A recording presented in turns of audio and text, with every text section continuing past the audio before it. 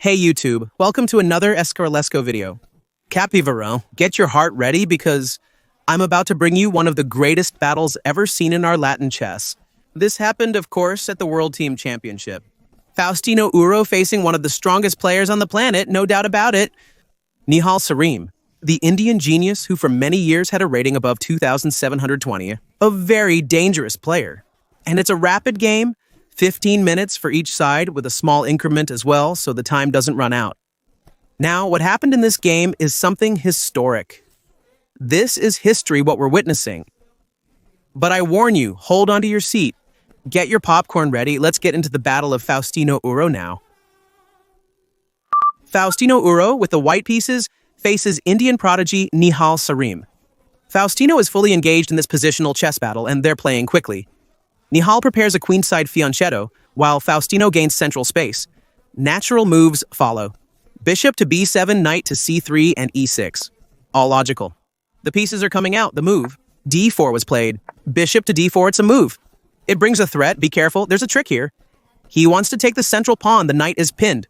Faustino defended. Here comes the renewal of the threat on e4, and Faustino, of course, defended with a move that seems curious, but is technical. Nothing new here. Faustino defends e4 moving to d6 is natural and expected. Rock and roll followed by the move to d2. Faustino is already looking ahead to the future. Of course, connecting his pair of rooks. And here things start to get a bit unbalanced. Sarim plays the move to 5. Raphael, it's a very natural move like this. How do you unbalance things? After the exchange, black already has an isolated pawn. It's not much, of course, but it already brings a slight imbalance, and of course, Sarim was looking for this. He comes in as the favorite in this game. He's going to try to win. Well, knight to d1 was played. Faustino makes a very subtle positional move, arguing that your bishop is in a bad spot. And now comes the natural move, knight to d7, c3, bishop to 5. And of course, Nihal Sarim is a very refined, high-level player. He's going to try to activate his bishop around here. Faustino gives the first battle cry of this match, which is the move fa4. What is he saying? Faustino Uro, a genius, anticipates moves like g4, f5, and e5. Nihal Sarim played bishop to c7, watching the diagonal. King to h1 was played again, renewing the battle cry. Raphael, what is the aim? He can actually prepare ideas like g4. It's a risky thing, of course, but it's a plan he has for the middle game. a5 gaining space on the queen side. Faustino holds that queen side as well. Rook to e8 and now c4. This is a move that creates some weaknesses, but also gains some squares. Look, Faustino weakened b4 and d4, but he's saying that one day he'll get into the b5 square because it looks like you might get attacked, maybe down the file, but nothing. Faustino's going to block and shut this down, and there's nothing there. h6 was played, bringing the idea of knight to he7, giving the king some air. Faustino played b3, and Sarim plays this maneuvering plan. Bringing the knight back is tough, but Faustino said, you're going to get to d4 and I'm going to b5, knight to c6, and Faustino got there earlier. If you go to d4 now, I can take it, weakening your pawn. And that's why Nihal Sarim plays the move e5, saying, I'll get to d4, but this move is very risky. And you'll see in the footage that's about to play, Faustino noticed it. He plays the move f5. And now there's the prospect of an attack on the king side, maybe bringing the rook over here. It's with ideas like g4, h4, g6. In the footage, immediately after Sarim moved e5, Faustino gave him a direct look, eye to eye. It's right in the eye because this is risky. Very risky for Nihal Sarim. Well, the game goes on. Sarim's idea is clear, to get into the d4 square. He played this move, which is what he was planning. And now, Faustino plays queen e3, saying, if you take here, it's no problem, I can recapture however I want. And I have this very solid pawn. And at this moment, Sarim plays rook to 6. Raphael, what a strange move. What's the idea behind this move? I only have one way to argue. Rook to 6 is a move that's very hard to explain. This move was played by Sarim because he's already seen many positions like this. And there's an idea in the future of Sarim playing moves like d5. It seems impossible to play, but you'll see that in this game. It's inevitable, and the rook can traverse the 6th rank. That's the sole explanation. It's that Sarim has already seen many positions like this, with the move d5 being useful at certain moments. Well, Faustino plays the move rook b1. The idea of this move, of course, is to reinforce b3, but he also has the idea of bringing the rook over to the king side. And bishop b8, and here is a significant moment. Because you'll see that Sarim will start moving his bishop and knight back and forth. He'll be left without a plan. He'll be left without a plan. The Indian player, Faustino, plays queen h3, clearly aiming to develop the knight and initiate an attack on the king's side. Sarim played queen d7, and now rook e1 is on the board. Faustino says he will move the piece, as taking on f3 was impossible before, but with e3 it's now possible. Tension mounts as time runs short. Knight to 6, check it out. Sarim moves the knight back to d4, but lacks a plan. Rook to b2, preparing to shift to the king side. Knight to 4, that's serious. That can't go unnoticed. Faustino left Sarim without any plans at this moment. That's the most dramatic thing that can happen. Knight to f1, Faustino opens the bishop, moves the knight to g3, then rook to e3, g3, and f2. The action is focused here. And Sarim has no plan. Look at that. He went, he came back, he went, he came back, and after all that, Faustino drops the bomb. Here he goes, oh man, get your heart ready. He played bishop to h6, Raphael, I can't believe it, that's what I'm saying. This is history, there's no doubt, this is chess history. This genius is being shaped, is being molded, and of course, you can't refuse this sacrifice. Sarim took it, Faustino took it, and your king is in shambles, and I'm bringing the rook over, you're going to get checkmated here. Look at the footage, everything was played quickly. Faustino was watching bishop takes h6, Sarim had to recapture quickly, and now they're going to play this position. Of course, Faustino has less material here, but he has the attack. And this is where the high level of difficulty comes in when you're playing against a strong player like Sarim. He plays queen to 5. And look at how rook to a6. Played back there, mysterious, intriguing, now it makes sense. So Sarim was already kind of watching out for this kind of idea, but Faustino is putting on the pressure. Queen to g5 is played, the king goes to 8, and now Faustino takes, of course, this pawn. And Faustino, in fact, is down the exchange, down a piece, but look at the number of pawns. Faustino has 7 pawns against 4, so that makes up for a lot. Faustino is pressing, he's better in this position, but it's not going to be easy. Look, the knight move was just played. h7 chasing the queen away, and the queen goes to her square. From h5 and Sarim's bishop. From h5 and Sarim's bishop to d8, look how he's trying to activate his pieces little by little. Faustino moves the knight to the square. e3, you must be shouting now. Raphael, I quit. I quit chess. What Faustino didn't take here, look, to capture the rook. Because it's not a good move, you can't forget that at this moment, Faustino is down a piece. And of course, if he played a move like this, he would actually take the rook. But look at the final count. It's a pair of bishops for a rook, knight for knight, and rook for rook. So here, black ends up with 2 for 1. In fact, this is going to happen at some point in this game. But it's not a very favorable exchange for white. So Faustino kept the game going. Look, he played the move knight to e3, sending his pieces forward. Rook to g8 is played, and now Faustino moved. Knight to g4 threatens knight to h6. Knight to f7 is in trouble, and at this moment, Sarim forces the 2 for 1 look. He gives back the material, and now Faustino is not down the exchange anymore. But he's also not up a piece, because look at the count. It's knight for knight, bishop for bishop, rook for rook, and in the end, knight and bishop for a rook. So this position here is still better for Faustino because the material is better for him. He has more pawns, right? So that's the compensation. But now, Serena plays rook to 6. He's moving, looking for the opposite, trying to get as strong as he can. Rook to f1, Faustino played.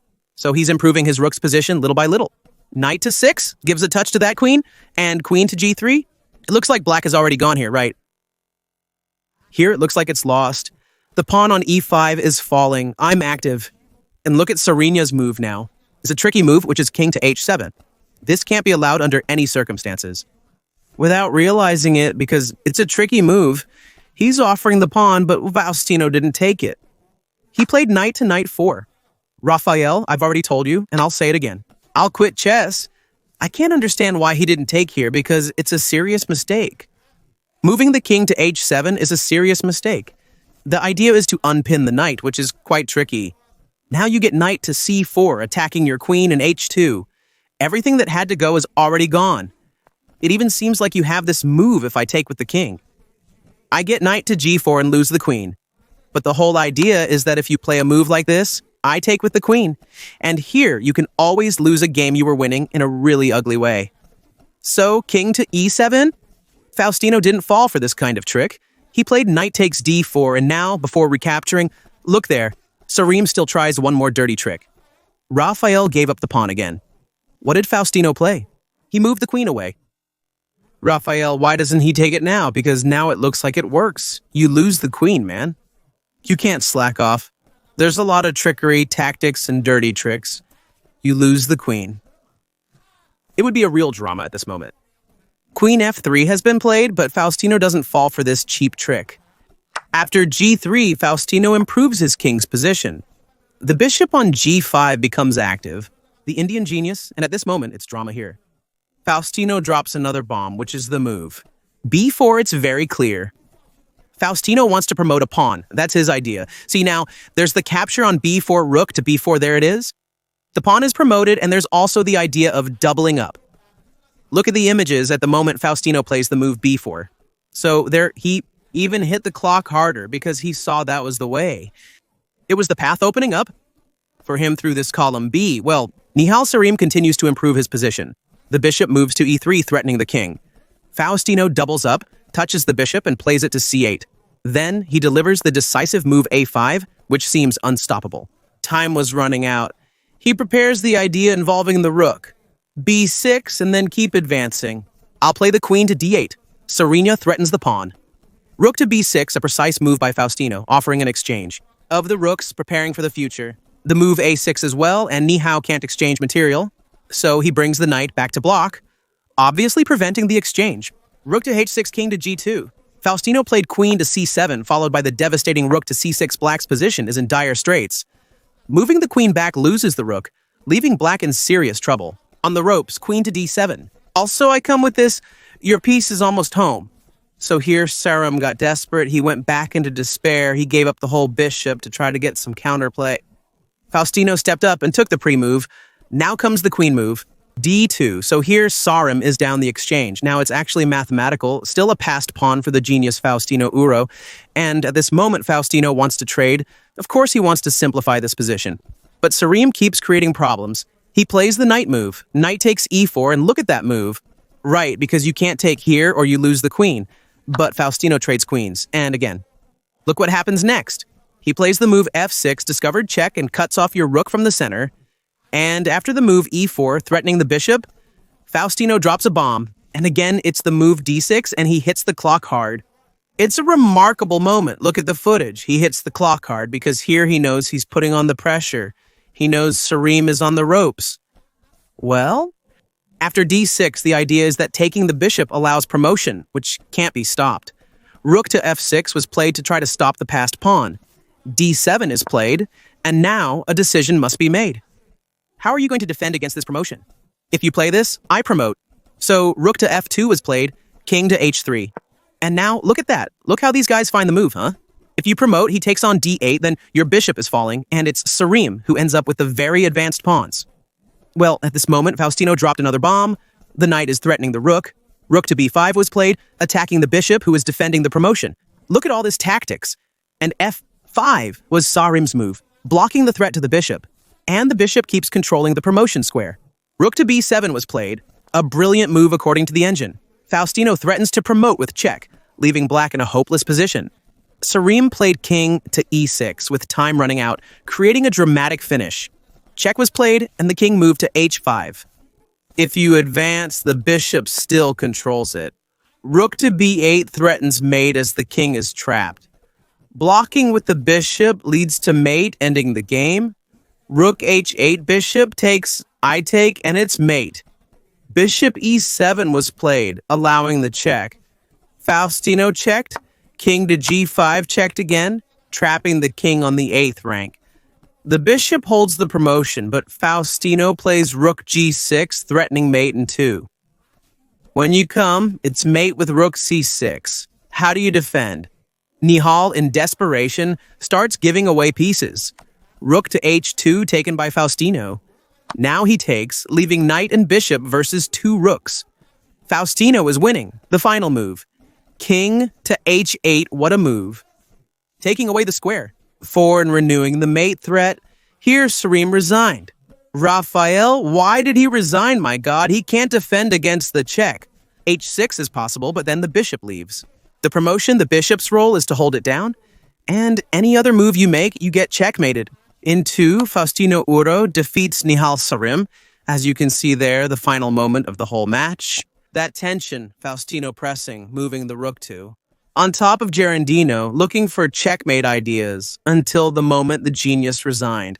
Nihal Sarim, who was defeated by the genius Faustino Uro. A very important victory, a historic victory.